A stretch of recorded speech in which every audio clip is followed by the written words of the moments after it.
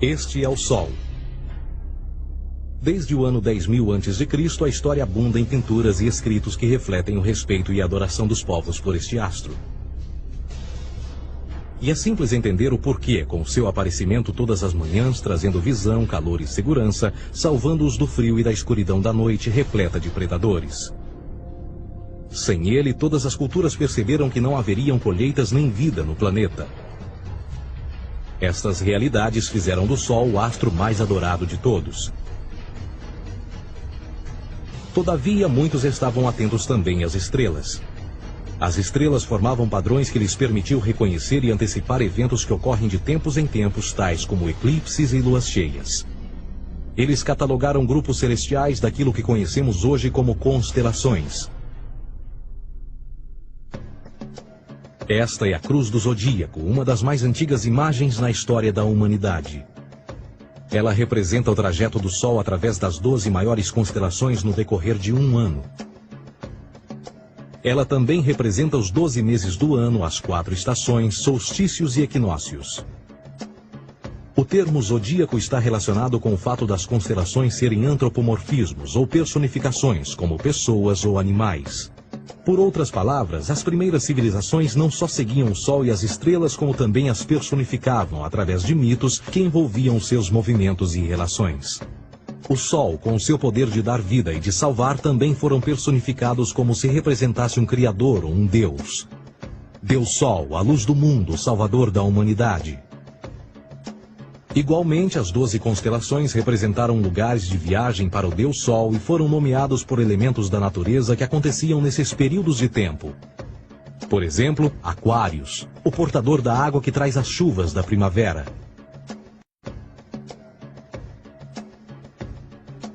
Este é Horus. Ele é o Deus Sol do Egito de 3.000 a.C. Ele é o Sol antropomorfizado e a sua vida é uma série de mitos alegóricos que envolvem o movimento do Sol no céu. Dos antigos hieróglifos egípcios conheceu-se muito sobre esse Messias solar. Por exemplo, Horus, sendo o Sol, tinha como inimigo o Deus Sete, que era a personificação das trevas ou da noite. E metaforicamente falando, todas as manhãs Horus ganhava a batalha contra Sete. E no fim da tarde, Sete conquistava Horus e o enviava para o mundo das trevas. Será importante frisar que trevas versus luz ou bem versus mal tem sido uma dualidade mitológica onipresente que ainda hoje é usada em muitos níveis. No geral, a história de Horus é a seguinte. Horus nasceu em 25 de dezembro da virgem Isis Mary. O seu nascimento foi acompanhado por uma estrela no oeste, que por sua vez foi seguida por 3 reis em busca do Salvador recém-nascido. Aos 12 anos era uma criança prodígio nos ensinamentos, e aos 30 anos ele foi batizado por uma figura conhecida por Anup, e assim começou o seu ministério. Horus teve 12 discípulos e viajou com eles, fazendo milagres tais como curar os enfermos e andar sobre as águas. Horus também era conhecido por vários nomes como a Verdade, a Luz, o Filho Adorado de Deus, o Bom Pastor, Cordeiro de Deus, entre muitos outros. Depois de ter sido traído por Tifão, Horus foi crucificado, enterrado por 3 dias e então ressuscitou. Estes atributos de Horus, originais ou não, parecem influenciar várias culturas mundiais e muitos outros deuses encontrados com a mesma estrutura mitológica. Atis da Firígia nasceu da Virgem Nana em 25 de dezembro. Crucificado, foi posto na tumba e 3 dias depois ressuscitou. Krishna, da Índia, nasceu da Virgem Davaki com uma estrela no ocidente assinalando sua chegada, fez milagres juntamente com seus discípulos e após sua morte ressuscita. Dionísio da Grécia nasceu de uma virgem em 25 de dezembro. Foi um professor peregrino que praticou milagres como transformar água em vinho e é referenciado como Rei dos Reis, Filho unigênito de Deus, o início e o fim, entre muitas outras coisas, e após sua morte ressuscitou. Mitra da Pérsia nasceu de uma virgem em 25 de dezembro. Ele teve 12 discípulos e fazia milagres. E após sua morte foi enterrado por 3 dias e então ressuscitou. Ele também foi chamado de a Verdade, a Luz, entre outros. Curiosamente, o dia sagrado de adoração a Mitra era um domingo. O que importa salientar é que existiram inúmeros salvadores em diferentes períodos em diversos lugares da Terra que preenchem essas mesmas características. A pergunta que não quer calar: o porquê desses atributos? Por que o nascimento de uma virgem em 25 de dezembro? Por que a morte e a ressurreição após 3 dias? Por que os 12 discípulos ou seguidores? Para descobrirmos, vamos examinar o mais recente dos Messias solares. Jesus Cristo nasceu em 25 de dezembro em Belém. Ao nascer foi anunciado por uma estrela no ocidente que seria seguida por 3 reis magos para encontrar e adorar um novo Salvador. Tornou-se pregador aos 12 anos. Aos 30 anos foi batizado por João Batista e então iniciou seu ministério. Jesus teve 12 discípulos que viajaram com ele praticando milagres como curar doentes, andar sobre a água, ressuscitar mortos. Ele também é conhecido como Rei dos Reis, o Filho de Deus, a luz do mundo, o início e o fim, o Cordeiro de Deus, entre muitos outros. Depois de ter sido traído por seu discípulo Judas por 30 moedas de prata, ele foi crucificado, posto em uma tumba e após 3 dias ele ressuscitou e ascendeu aos céus. Em primeiro lugar, a sequência do nascimento é completamente astrológica. A estrela no ocidente é Sírius, a mais brilhante do céu noturno, que a cada 24 de dezembro se alinha com outras 3 estrelas brilhantes no cinturão de Órion. Essas 3 estrelas brilhantes são chamadas hoje, como eram na antiguidade, 3 reis, 3 Marias no Brasil e Portugal. Os 3 reis e a estrela mais brilhante, Sírius, todas apontam para o nascer do Sol em 25 de dezembro. Esta é a razão pela qual os 3 reis seguem a estrela a oeste em uma ordem que apontam ao amanhecer. O nascimento do Sol.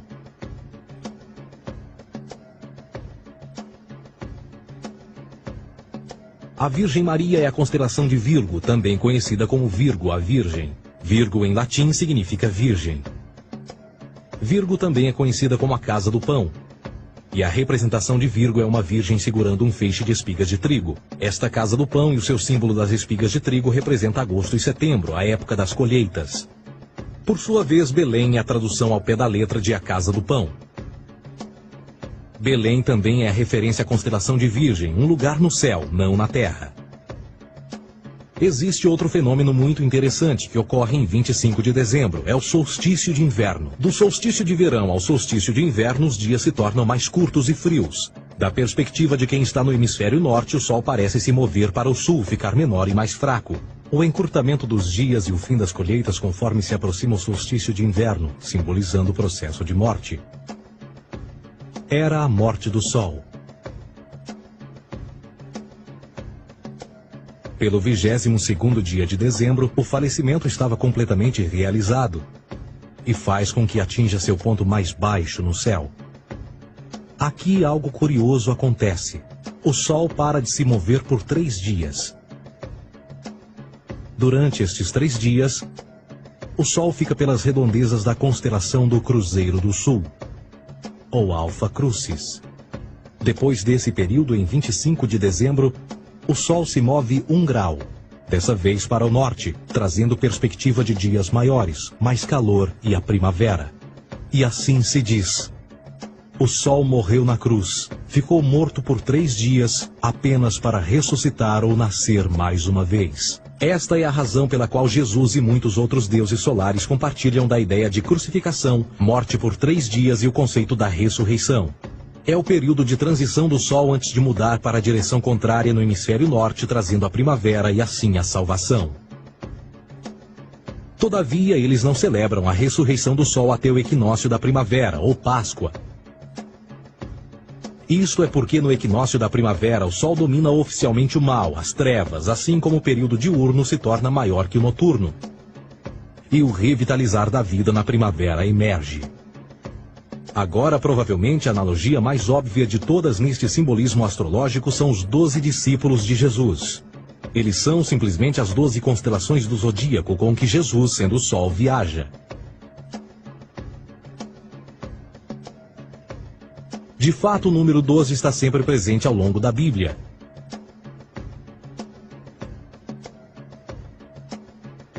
Voltando à cruz do zodíaco, o elemento figurativo da vida é o Sol.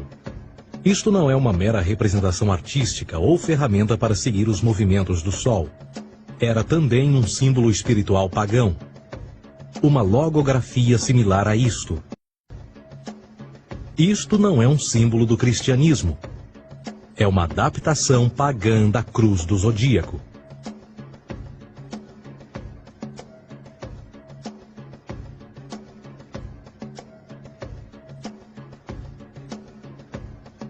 Esta é a razão pela qual Jesus, nas primeiras representações, era sempre mostrado com a sua cabeça na cruz. Jesus é o Sol, Filho de Deus, a luz do mundo. O Salvador a erguer-se, que renascerá, assim como o sol faz todas as manhãs. A glória de Deus que defende contra a força das trevas.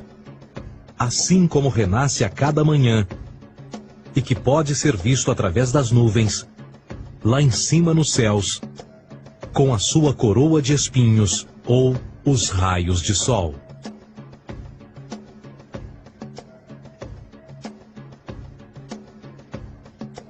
Agora, nas muitas referências astrológicas ou astronômicas na Bíblia, uma das mais importantes tem a ver com o conceito de eras. Através das Escrituras há inúmeras referências a essa era. Para compreender isto, precisamos primeiro estar familiarizados com o fenômeno da precessão dos equinócios. Os antigos egípcios, assim como outras culturas antes deles, reconheceram que aproximadamente de 2150 em 2150 anos, o nascer do Sol durante o equinócio de primavera ocorria num diferente signo do zodíaco. Isso tem a ver com a lenta oscilação angular que a Terra tem quando roda sobre o seu eixo. É chamado de precessão porque as constelações vão para trás, em vez de permanecerem no seu ciclo anual normal. O tempo que demora cada precessão através dos 12 signos é de 25.765 anos. Este ciclo completo é chamado também de Grande Ano, e algumas civilizações ancestrais sabiam disso. Referiam-se a cada ciclo 2.150 anos como Era. De 4.300 a.C. a 2.150 a.C. foi a Era de Touro. De 2.150 a.C. a 1 d.C. foi a Era de Áries. E de 1 d.C. a 2.150 d.C. é a Era de Peixes, a era que permanecemos nos dias de hoje. E por volta de 2150 entraremos na nova era, a Era de Aquários. Agora, a Bíblia refere-se por alto ao movimento simbólico durante 3 eras, quando se vislumbra já é uma quarta. No Velho Testamento, quando Moisés desce o Monte Sinai com os 10 mandamentos, ele está perturbado ao ver sua gente adorar um bezerro dourado.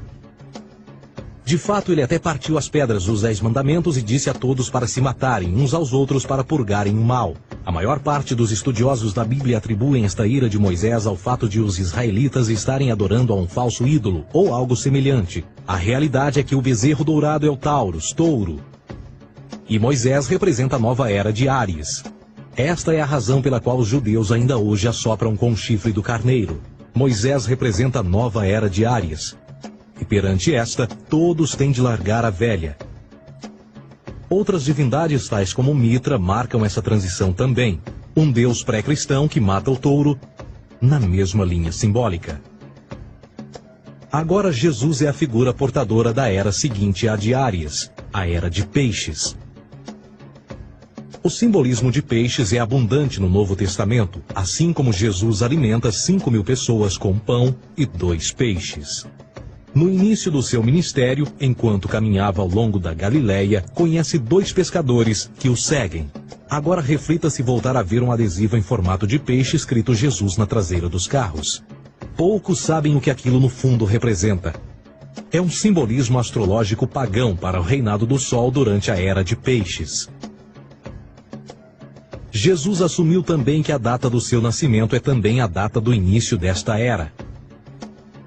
Em Lucas 22:10, quando Jesus é questionado se a próxima passagem será depois de ele ir embora, Jesus responde: Eis que quando entrardes na cidade, encontrareis um homem levando um cântaro de água.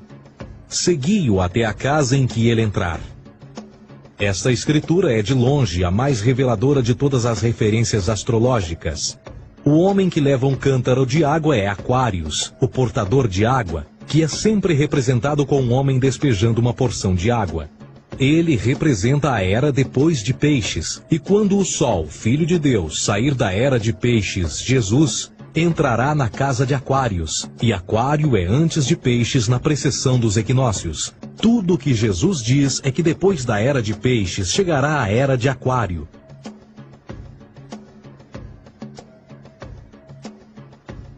Agora todos já ouvimos falar sobre o fim do mundo. Deixando à parte o lado cartunista no livro de Apocalipse, a espinha dorsal nesta ideia surge em Mateus 28:20, onde Jesus diz: Eu estarei convosco até o fim do mundo, dos séculos em português. Contudo, na tradução inglesa da Bíblia, a palavra mundo está mal traduzida.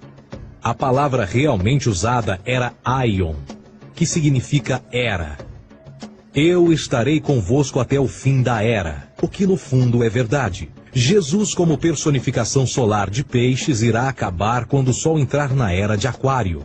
Este conceito de fim dos tempos e do fim do mundo é uma má interpretação desta alegoria astrológica. Vamos dizer que aproximadamente 100 milhões de brasileiros acreditam que o fim do mundo está próximo.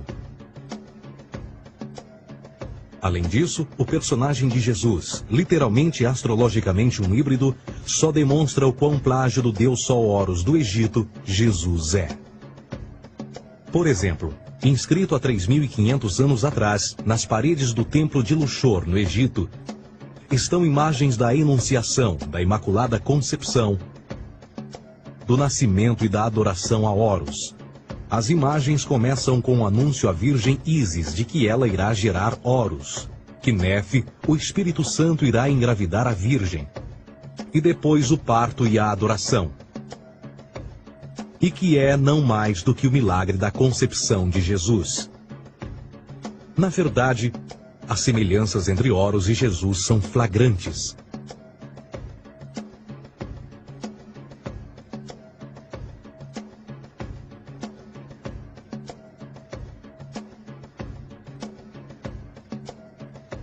E o plágio continua. A história de Noé e da sua arca é tirada diretamente das tradições. O conceito de dilúvio é presente em todas as antigas civilizações, em mais de 200 diferentes citações em diferentes períodos e tempos. Contudo, não será preciso ir muito além da fonte pré-cristã para encontrar a epopeia de Gilgamesh, escrita em 2600 a.C. Esta história fala sobre grandes inundações ordenadas por Deus, uma arca com animais salvos e até mesmo o libertário retornar da pomba, entram em concordância com a história bíblica, entre muitas outras semelhanças. E depois há a história plagiada de Moisés, sobre o nascimento de Moisés. Disse que ele foi colocado numa cesta de cana e lançado ao rio para evitar um infanticídio. Ele foi mais tarde salvo pela filha de um rei e criado por ela como um príncipe. Esta história do bebê numa cesta foi retirada do mito de Sargão de Acade por volta de 2250 a.C. Depois de nascer, Sargão foi posto numa cesta de rede para evitar um infanticídio e lançado ao rio. Foi depois salvo e criado por Aqui, uma esposa da realeza Acádia. Além disso, Moisés é conhecido como legislador, portador dos 10 mandamentos e da lei mosaica. Contudo, a ideia de a lei ser passada de um deus para um profeta numa montanha é também antiga. Moisés é somente um legislador numa longa linha de legisladores na história mitológica. Na Índia, Manou foi o grande legislador. Na ilha de Creta, Minos ascendeu ao monte Ida, onde Zeus lhe deu as leis sagradas. Enquanto que no Egito, Moisés tinha nas suas pedras tudo o que Deus lhe disse. E no que diz respeito a estes 10 mandamentos, foram retiradas a papel químico do feitiço 125 do Livro dos Mortos do Antigo Egito. O que é que o Livro dos Mortos dizia? Eu nunca roubei, tornou-se tu nunca roubarás. Eu nunca matei, tornou-se nunca matarás. Eu nunca menti, tornou-se nunca levantarás falsos testemunhos. E por aí adiante. A religião egípcia é, no fundo, a base fundamental para a teologia judaico-cristã. Batismo, vida após a morte, julgamento final, imaculada concepção, ressurreição, crucificação, a arca da aliança, circuncisão, salvadores, comunhão sagrada, dilúvio, Páscoa, Natal, a passagem e muitas outras coisas e atributos são ideias egípcias, nascidas muito antes do cristianismo ou judaísmo. Justin Martyr, um dos primeiros historiadores e defensores cristãos, escreveu: quando nós, cristãos, dizemos que Jesus Cristo, nosso Mestre, foi produzido sem união sexual, morreu e ressuscitou e ascendeu aos céus, nós não propomos nada de muito diferente do que aqueles que propõem e acreditam tal como nós, nos filhos de Júpiter. Numa escrita diferente, Justin Martyr diz: Ele nasceu de uma virgem. Aceite isto em comum com o que você acredita dos Perseus. É óbvio que Justin e outros cristãos cedo souberam como o cristianismo era semelhante a outras religiões pagãs. Contudo, Justin tinha uma solução. Para além de tudo o que sabemos, o diabo era em quem mandava. O diabo teve a ambição de chegar primeiro que o Cristo e criou essas características para o mundo pagão. Fundamentalist Christianity, fascinating. These people actually believe the world is 12,000 years old. Swear to God. I actually asked one of these guys, okay, dinosaur fossils. He says, dinosaur fossils? God put those here to test our faith.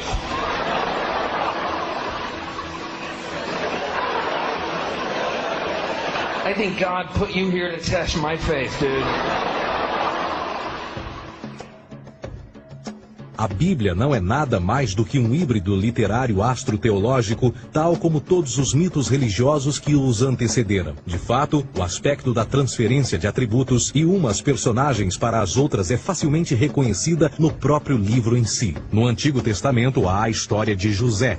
José era um protótipo de Jesus. José nasceu de um milagre. Jesus nasceu de um milagre. José tinha 12 irmãos, Jesus tinha 12 discípulos. José foi vendido por 20 pratas, Jesus foi vendido por 30 pratas. Irmão Judá sugere a venda de José. O discípulo Judas sugere a venda de Jesus. José começa os seus trabalhos aos 30, Jesus começa aos 30 também. Os paralelismos continuam. Além disso, haverá algum registro não bíblico da existência de mais alguém chamado Jesus, filho de Maria, que viajou com 12 seguidores e curou pessoas? Existiram muitos historiadores que viveram no Mediterrâneo durante esse mesmo período e até mesmo após a presumível morte de Jesus. Quantos desses historiadores fizeram relatos sobre a sua figura? Nenhum.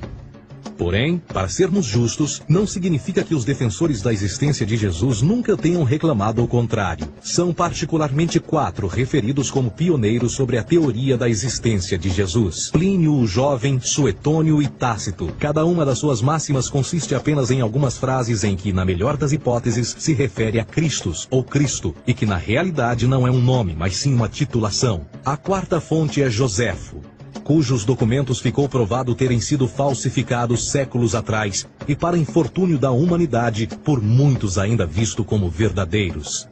Poderá alguém ter se aproveitado das ideias renascer dos mortos, a ascensão ao reino dos céus e a prática de milagres e que a partir daí tenha começado a surgir nos registros históricos? Não, porque uma vez pesadas as evidências, há grandes probabilidades da figura conhecida como Jesus nunca sequer ter existido.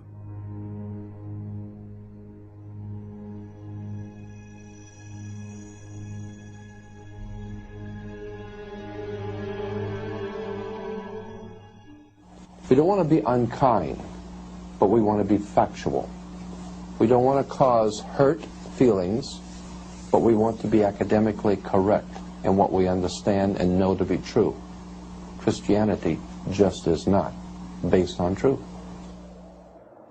We find that Christianity was in fact nothing more than a Roman story, developed politically. A realidade consiste em que Jesus foi a divindade solar do setor gnosticista cristão e, tal como outros deuses pagãos, era uma figura mítica. Foi sempre o poder político que procurou monopolizar a figura de Jesus para controle social. Por volta de 325 d.C., em Roma, o imperador Constantino reuniu o Concílio Ecumênico de Nicéia e foi durante esta reunião que as doutrinas políticas com motivação cristã foram estabelecidas e assim começou uma longa história de derramamento de sangue e fraude espiritual. E nos 1600 anos que se seguiram, o Vaticano dominou politicamente e com mão de ferro toda a Europa, conduzindo-a a um período de obscurantismo, onde o conhecimento era apenas um privilégio da Igreja, as Cruzadas e a Santa Inquisição. O cristianismo, bem como todas as crenças teístas, são a fraude desta era. Serviu para afastar os seres humanos do seu meio natural e da mesma maneira uns dos outros. Sustenta a submissão cega do ser humano à autoridade. Reduz a responsabilidade humana sob a premissa de que Deus controla tudo e que, por sua vez, os crimes mais terríveis podem ser justificados em nome da perseguição divina. E o mais importante, dá o poder àqueles que sabem a verdade e usam o mito para manipular e controlar sociedades. O mito religioso é o mais poderoso dispositivo já criado e serve como base psicológica para que outros mitos floresçam ou justifiquem.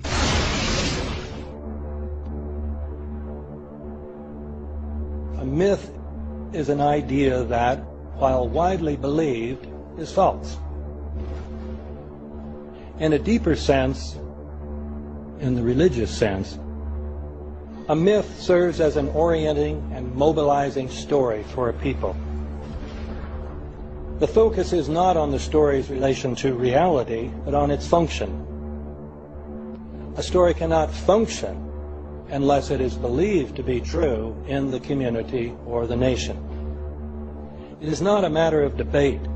If some people have the bad taste to raise the question of the truth of the sacred story, the keepers of the faith do not enter into debate with them. They ignore them or denounce them as blasphemers.